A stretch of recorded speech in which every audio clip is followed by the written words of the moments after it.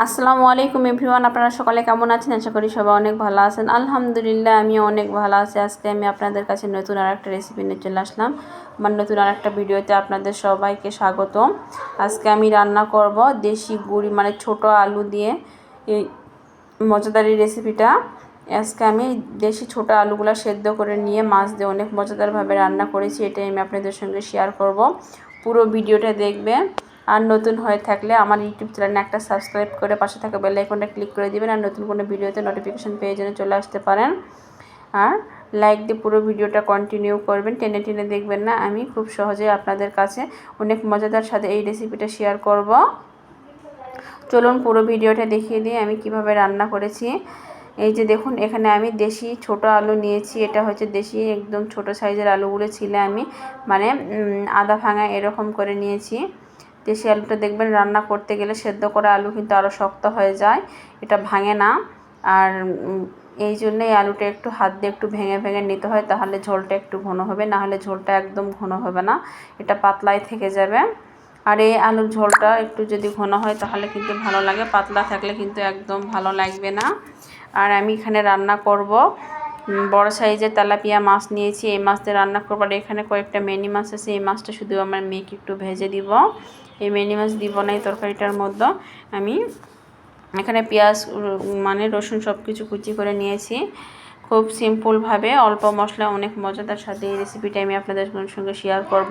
প্রথমত মাছের মধ্যে আমি লবণ, হলুদ এবং মরিচের গুঁড়া দিয়ে সুন্দর করে মাছটা মাখিয়ে নিব। এই যে দেখুন, আমি সুন্দর করে মাখিয়ে নিচ্ছি। মাছটা আমি সুন্দর করে ভেজে নিব। ভেজে নিয়ে এই মানে রেসিপিটা রান্না করব আমি, মানে খুব সিম্পলভাবে এত মজাদার স্বাদে রেসিপিটা রান্না করব। এই যে দেখুন, আমি একটা এখানে তাওয়া বসাই দিয়েছি। এখানে আমি মানে ছড়ানো একটা তাওয়া নিয়েছি, যেহেতু একবারে সবগুলো মাছ যেন ভাজা যায়। এই যে দেখুন, এখন তো এমনিতেই যে গ্যাসের দাম, মানে দুইবারে মাছ ভাজতে গেলে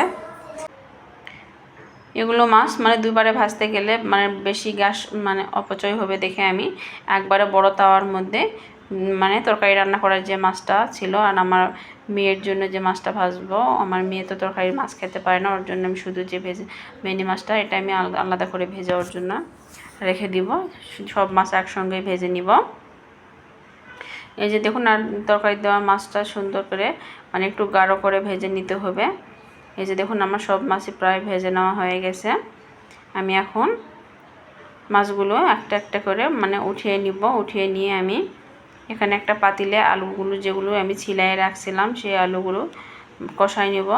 এখানে আমি তেজপাতা, দারচিনি, সাদা এলাচ, একটা কালো এলাচ দিয়ে দিলাম, কারণ এই আলু সিদ্ধ তরকারিটার মধ্যে একটু মশলাটা দিতে হবে, তাহলে টেস্টটা অনেক ভালো আসে।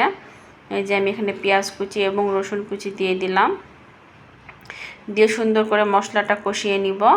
এখানে আমি আস্ত জিরে ফোড়নও দিয়ে দিলাম। এভাবেই তরকারিটা রান্না করলে রুটি, পরোটা, লুচি বা ভাত সব কিছুর সঙ্গেই খাওয়া যায়, এতটাই টেস্টি ছিল। এখানে আমি বাটা মশলাটা দিয়ে দিলাম, দিয়ে দিব স্বাদ মতো লবণ, মরিচের গুঁড়া, হলুদের গুঁড়া, ধনিয়া গুঁড়া দিয়ে সুন্দর করে আমি মশলাটা কষিয়ে নিব। এই যে দেখুন, মশলাটা এখানে আমি সামান্য একটু পানি দিব, পানি দিয়ে মশলাটা সুন্দরভাবে কষিয়ে নিব। আর এই আলু সেদ্ধ করে তরকারিটা রান্না করতে একদম সময় লাগে না, ঝটপট একদম 10-15 মিনিটে এই রেসিপিটা হয়ে যায়, কারণ শুধু কষিয়ে ঝোল দিলে হয়ে যায়, এটা তো আলাদাভাবে সেদ্ধ হওয়ার কোনো সময় লাগে না। এই যে দেখুন, সুন্দরভাবে মানে মশলার মধ্যে থেকে সুন্দর একটা স্মেল আসতেছে আর একদম তেল উঠে আসছে। এ পর্যায়ে আমি সেদ্ধ করে রাখা আলুটা দিয়ে দিলাম। আপনারা তো অনেকভাবে রান্না করে খান, দেখবেন বড় আলু মানে এই ঝোলের চাই দেখবেন এই ছোট দেশি আলুর এই রেসিপিটা করলে এতটাই মজা লাগে। আপনারা একবার ঘরে যদি না বানিয়ে খান তাহলে কিন্তু বুঝতেই পারবেন না এটা এতটাই টেস্টি।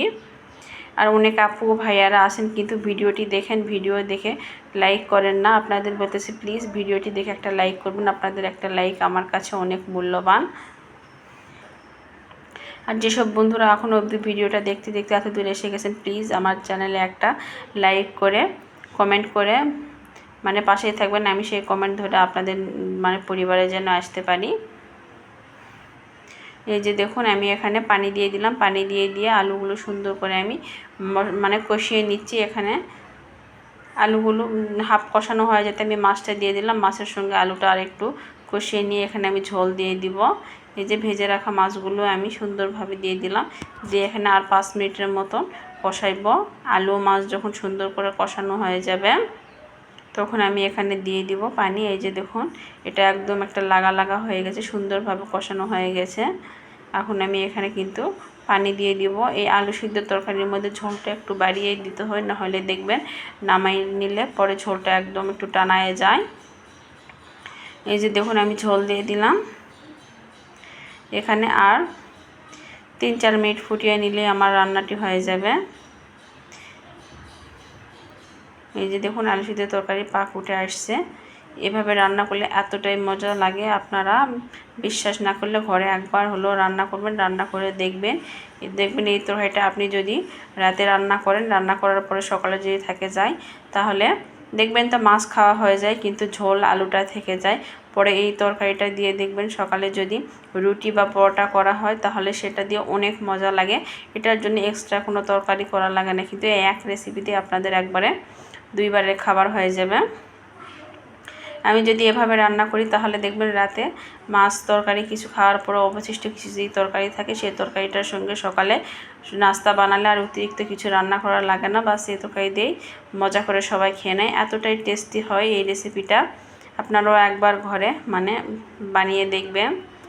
আর আমার এই রেসিপিটা যদি আপনাদের কাছে ভালো লেগে থাকে তাহলে প্লিজ একটা সাবস্ক্রাইব করে পাশেই থাকবেন। আর তরকারি কালারটা যত সুন্দর হয়েছে মাশাআল্লাহ, দিলে এটা দেখে যতটা লোভনীয় লাগতেছে খেতে অনেক টেস্টি ছিল। এই যে দেখুন আমি এটা আপনাদের পরিবেশন করে দেখিয়ে দিচ্ছি, মাশাআল্লাহ দিলে অনেক টেস্টি ছিল। আপনারা এভাবে একবার হলো ট্রাই করবেন, ট্রাই করে আপনাদের ঘরের লোকদেরকে খাবেন, দেখবেন তারা অনেক পছন্দ করবে। আল্লাহ হাফেজ।